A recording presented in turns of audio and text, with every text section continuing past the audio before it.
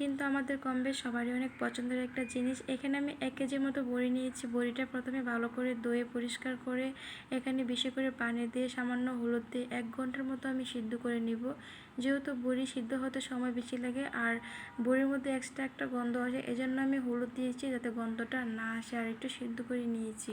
হালকাভাবে সিদ্ধ হয়ে গেলে আমি বড়িটা পানি ঝরিয়ে নিয়ে এর মধ্যে আমি একটা পাত্রে ঢেলে সব ধরনের মশলাপাতি দিয়ে দিব।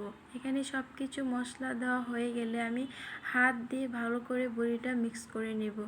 আর বড়ি মাংস যাই হোক না কেন হাত দিয়ে ভালো করে মিক্স করে নিলে কিন্তু টেস্টটাও ভালো আসে। সব মাংসের গায়ে বা বড়ির গায়ে সব কিছু ভালো করে মিক্স হয়ে যায়।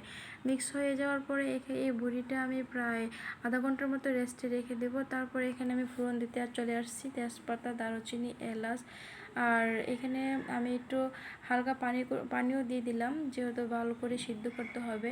এখানে কষানোর ওপর নির্ভরশীল বড়ির টেস্টটা আসে। আসলে আমরা মাছ মাংস যাই রান্না করি না কেন ভালো করে কষালে কিন্তু কাঁচা স্মেল আসে না।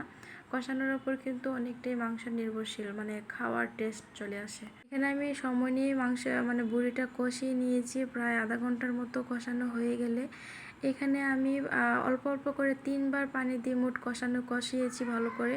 যখন তেলটা উপরে ভেসে আসবে বুঝতে হবে যে কষানো হয়ে গেছে। আমি এখানে আলু দিয়েছি আর সাথে একটা বোম্বাই মরিচ দিয়েছি। বড়ির মধ্যে আলুটা দিলে আমার কাছে ভালো লাগে। আর সব কিছু একসাথে নেড়েচেড়ে মিক্স করে নিব। তারপর আমি ফুটন্ত গরম পানি দিয়ে দিলাম কড়াইয়ের মধ্যে। এখানে আমি কড়াইয়ের থেকে কিছুটা পানি কমিয়ে আমি পাতিলে নিয়ে নিয়েছি। আর এইখানে আমি সেদ্ধ করে ফেলেছি 100%-এর মধ্যে 100%ই। আর এখনই খাওয়ার উপযুক্ত করে ফেলেছি। আমি বলে রাখি, রান্না হচ্ছে এক একটা স্টাইল, এক একজন এক একভাবে রান্না করে। আমি কিন্তু এখানে আমার মতো করে রান্না করেছি, কোনো প্রশিক্ষণ দেই।